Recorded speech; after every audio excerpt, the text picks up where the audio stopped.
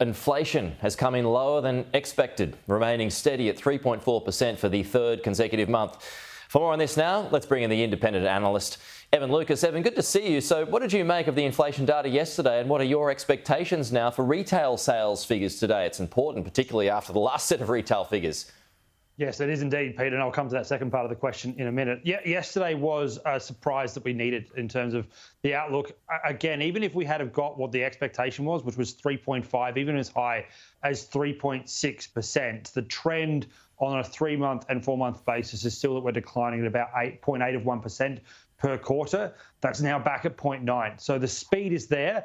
If you look at the trend also on a longer-term trajectory, the RBA's expectations are pretty much holding true, that we will fall on a trim mean basis back into the band, 2 to 3%, in mid-2025, as bad as 2026. But it is on the speed and the pace that they want. So everything yesterday means that all of their assumptions still remain true. We're still on the narrow path. There were areas to highlight, and some people are sort of saying this is a concern. If you look at hoteliers' businesses, if you look at also things like restaurateurs, they were really good, but you can actually make the argument that the Taylor Swift effect was real. So we can see Sydney and Melbourne were a massive uptick. All other states were falling in those sectors. So there is an argument that actually she did have an effect. The whole idea around, Swiftonomics maybe actually was there. So take that out. Flights, it actually looks like flights, hotels, everything. Yeah. So if you take that out, you can actually again make the argument that we're under the direction we want to. Retail sales today, expectations are that, like we've been forecasting for a while, that there's going to be a further cliff coming into it. I mean, we've heard from Woolworths, we heard from Coles that they expected once school went back in January that we were going to see this slowdown, and the data suggests that. You can even see that from credit card data and credit card spending that February has been quite a quiet month. So expectations are an anemic 0.1 of 1%. Ooh. Okay. Now, this is a fascinating story, Evan. So there are real concerns for Armaguard's future and quite possibly the acceleration of the death of cash. Yeah, and this story is getting more and more, shines because it's actually now becoming a real issue that could actually happen on Tuesday. So the reason I say that, there is currently an agreement or a guarantee between Lindsay Fox's Linfox service and Armaguard that guarantees its service to next Tuesday.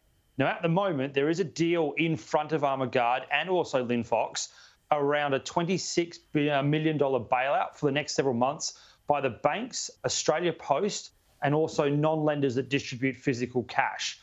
But that doesn't guarantee its long-term future. The moment Linfox has not accepted that deal. So the reason that's so important is there is now a chance that the distribution of physical cash could actually cease in the short term. It probably won't. I need to point that out there, but it probably won't. So much so that Coles, for example, which is actually one of the largest distributors of physical cash, because when people pay, they also get cash out, has now limited the amount you can take out. So they are now limiting that to $50 a transaction until this deal gets done. It has to get done. But as the ABA, so the Australian Banking Association, headed by Anna Bligh, points out, we have a massive geological problem in the fact that most of cash is used in remote areas. So getting cash to places like Broome or into the remote parts of Western Australia and Northern Territory is incredibly expensive. But the other thing that's happening is the amount of distribution is falling. So you've got high costs, you've got staff that are very expensive because they have to be trained, they have gun licenses and insurance. But the amount of actual deliveries is falling like a stone. So the business is becoming very, very unsustainable. And the question that everybody's asking is, who ends up paying? Is it the banks? Is it Australia Post? Or is it the end user that has to pay the distribution costs to get cash to them? Fascinating. Evan, as always, thank you.